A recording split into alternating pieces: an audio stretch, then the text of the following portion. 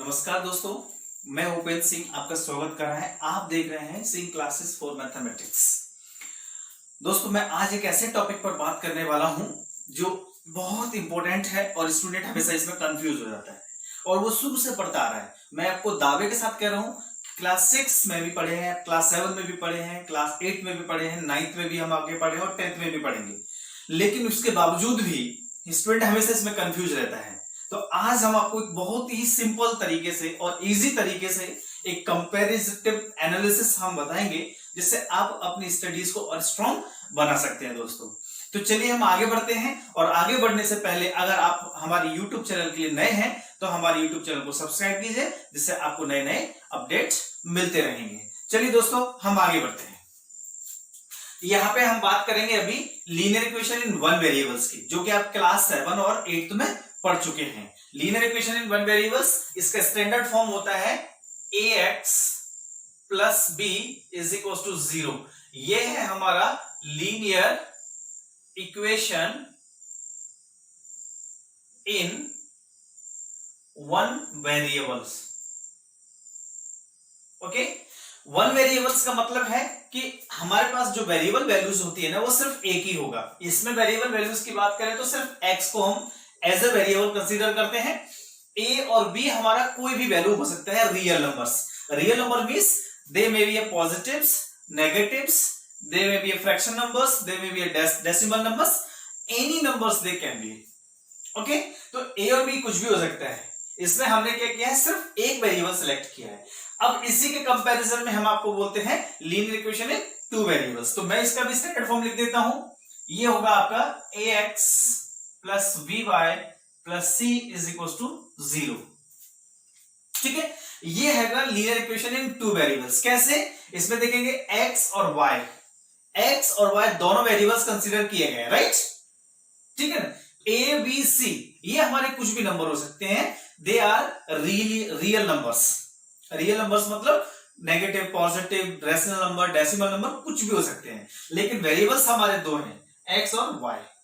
और बाकी तो अब पता है कि लीनियर का मतलब होता है उनकी डिग्री 1 होनी चाहिए। तो x की पावर भी देखेंगे 1 है, y की पावर भी 1 है, तो वो लीनियर इक्वेशंस हो ही गए। ठीक है, तो अब इन दोनों में हम थोड़ा सा कंपैरेटिव एनालिसिस करेंगे। ये यहां पे क्या था, हमने कि सिर्फ एक वेरिएबल्स लिया था और यहां पे हमने दो वेरिएबल्स ले लिए।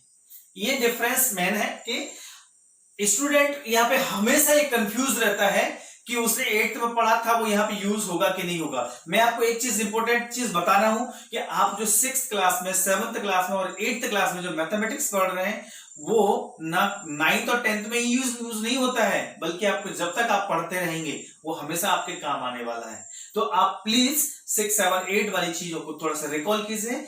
और अगर आप रिकॉल नहीं कर सकते तो आप हमारे यूट्यूब चैनल को सब्सक्राइब करके आप अपनी स्टडीज को स्ट्रॉन्ग कर सकते हैं, क्योंकि मैं आपको बहुत सारे वीडियोस यहाँ पे डाला हूं। चलिए दोस्तों, यहाँ पे इन दोनों को थोड़ा सा ध्यान देते हैं। इसकी अगर हम बात करें तो ये ax plus B is equal to 0। यहाँ पे ये जो है, इसको हम बोलते हैं वेरिएबल टर्म्स और इसको बोलते हैं कांस्टेंट टर्म्स।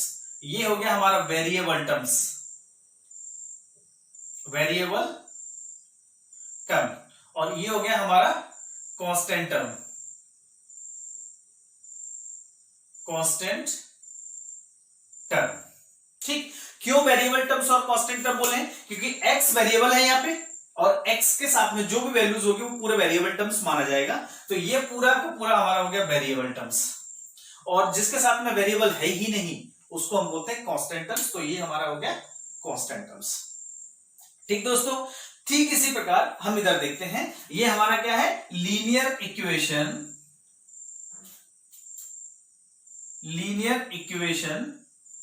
इन टू वेरिएबल्स। समझ गए? टू वेरिएबल्स क्यों? क्योंकि यहां पे x और y ये दो हमारे वेरिएबल वैल्यूज हैं। इनकी वैल्यूज हम वेरी कर सकते हैं क्वेश्चंस टू क्वेश्चंस। अब देखेंगे यहां पे, तो ये जो है ये दोनों वेरिएबल टर्म्स माने जाएंगे और ये कांस्टेंट टर्म्स माना जाएगा। लेकिन यहां पे जैसे सॉल्यूशन होता था 8th क्लास में, यहां पे वैसा नहीं होगा। क्यों? क्योंकि दो वेरिएबल्स हो गए। समझ गए? तो इसमें अब हम क्या करते हैं, इसमें हम ध्यान देंगे। तो ये जो a है, e, इसको हम बोलते हैं कोफिशिएंट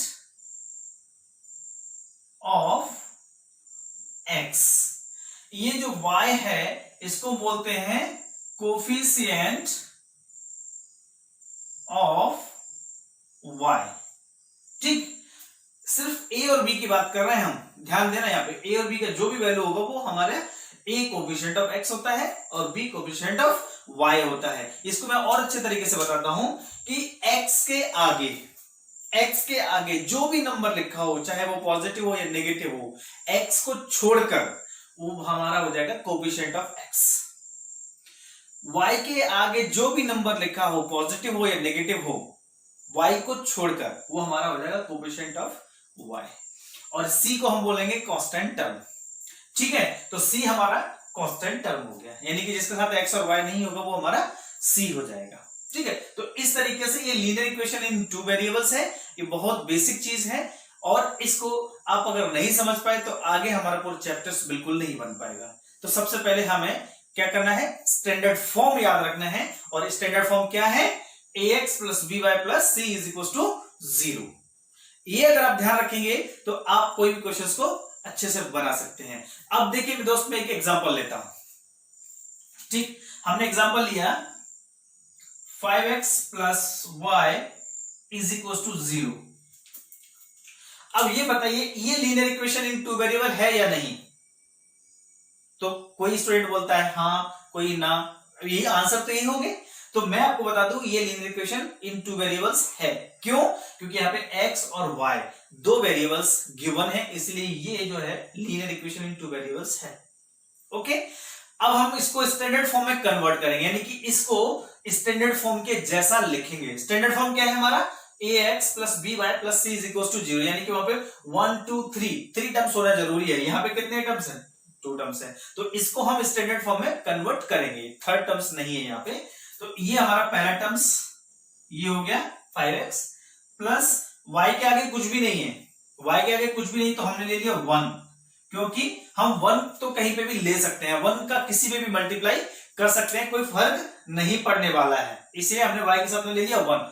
क्योंकि कांस्टेंट टर्म इसमें है नहीं, यानी c वाला वैल्यू नहीं है, तो हमने क्या कर लिया, c की जगह ले लिया 0 और इज इक्वल टू 0 रहेगा हमारा। ठीक है, तो अब हम देखें तो ये जो 5 है ये क्या हो गया, कोफिशिएंट ऑफ x, ये जो 1 है ये क्या हो गया, कोफिशिएंट ऑफ y, और ये जो वैल्यू है वो क्या हो गया, कांस्टेंट टर्म्स। समझ गए? तो कोफिशिएंट ऑफ x यानी कि a का वैल्यू अगर हम कंपेयर करें तो a का वैल्यू हो गया 5, b का वैल्यू हो गया 1 और c का वैल्यू हो गया 0। तो अगर कोई भी लीनियर इक्वेशन किसी भी तरीके से गिवन हो तो आप उसको स्टैंडर्ड फॉर्म में कन्वर्ट करेंगे और उसके बाद a b c का वैल्यूज कंपेयर कर लेंगे। किसी इक्वेशन में क्या होता है कि ये जो वैल्यूज है कुछ इक्वल्स टू के राइट साइड में भी दिए रहते हैं, है ना। तो चलिए दोस्तों मैं यहां पे एक एग्जांपल और ले लेता हूं। देखिए अब यहां पे क्या है, यहां पे मैं एक दूसरा एग्जांपल लेता हूं, ये ले लेता हूं -2x plus 3y is equal to 10। ठीक है, इक्वेशन कुछ भी हो सकता है, -2x minus 3y is equal to 10। अब इसको अगर हमें स्टैंडर्ड फॉर्म में कन्वर्ट करना है, इसको स्टैंडर्ड फॉर्म में कन्वर्ट करना है तो हमको इक्वल टू के राइट साइड में 0 चाहिए। इक्वल टू के राइट साइड में अगर कुछ भी वैल्यूज दिया है, चाहे हमारा x वाला टर्म्स दिया है, चाहे हमारा y वाला टर्म्स दिया है, हमें सबको ट्रांसफर करके लेफ्ट की तरफ ले जाना है। फिर से मैं रिपीट कर रहा हूं, अगर राइट साइड में कोई भी वैल्यूज दी है तो उस वैल्यूज को ट्रांसफर करके हमें लेफ्ट में ले जाना है स्टैंडर्ड फॉर्म को कन्वर्ट करने के लिए। तो यहां पे हमारे पास क्या दिया है 10, तो इस 10 को हम इधर लाएंगे तो ये हो जाएगा -2x minus 3y minus 10 is equal to 0। क्योंकि ये तो आपको पता होगा कि जब हम ट्रांसपोज करते हैं किसी टर्म्स का तो साइन नेगेटिव हो जाता है, करेक्ट। तो इसीलिए यहाँ पर 10 पॉजिटिव था तो इधर आएगा तो नेगेटिव हो गया। अब हमारा ये स्टैंडर्ड फॉर्म में हो गया। क्यों? क्योंकि जब स्टैंडर्ड फॉर्म में राइट साइड में 0 रहता है, हमारा राइट साइड में 0 है, इधर x y और कांस्टेंट टर्म रहता है, इधर भी x y और कांस्टेंट टर्म्स हो गए। ये स्टैंडर्ड फॉर्म हो गया। अब यहां से आप abc का वैल्यूज फाइंड आउट कर सकते हैं। तो क्या हो जाएगा, a का वैल्यू हमारे पास हो जाएगा -2, यानी -2 is the coefficient of x and -3 is the coefficient of y, तो b का वैल्यू कितना हो गया -3 और c का वैल्यू कितना हो गया -10। ठीक है, तो इस तरीके से हम a b c का वैल्यूज फाइंड आउट कर सकते हैं। अगर कोई linear equation in two variables अगर स्टैंडर्ड फॉर्म में गिवन नहीं है तो सबसे पहले हम उसको स्टैंडर्ड फॉर्म में कन्वर्ट करेंगे, और कन्वर्ट करने के लिए अगर राइट साइड में कुछ भी दिया है तो उसको हम लेफ्ट साइड में ट्रांसपोज कर देंगे। ठीक है, उसके बाद हम ए बी सी का वैल्यूज कंपेयर कर लेंगे। तो x के आगे जो कोई भी नंबर होगा वो हो जाता है a और y के आगे कोई भी नंबर होता है वो होता है b, और जिसके साथ x y नहीं है वो हमारा हो जाता है c। ठीक दोस्तों, चलिए, और आपको मैं एक और इंपॉर्टेंट चीज बता दूं आपको, मैं आगे 9th क्लास के पूरा सिस्टमेटिक वीडियोस बनाने वाला हूं। आप अगर सिस्टमेटिक स्टडीज चाहते हैं तो आप हमारे YouTube चैनल को सब्सक्राइब करिए, और आप क्लास 8, क्लास 9, क्लास 10 के सिस्टमेटिक एक चैप्टर वाइज आप सीक्वेंस में वीडियोस का जो है आप प्राप्त कर सकते हैं। तो इसके लिए आप हमारे चैनल को सब्सक्राइब कीजिए और आप अपनी स्टडीज को कंटिन्यू कीजिए। Good luck, thank you.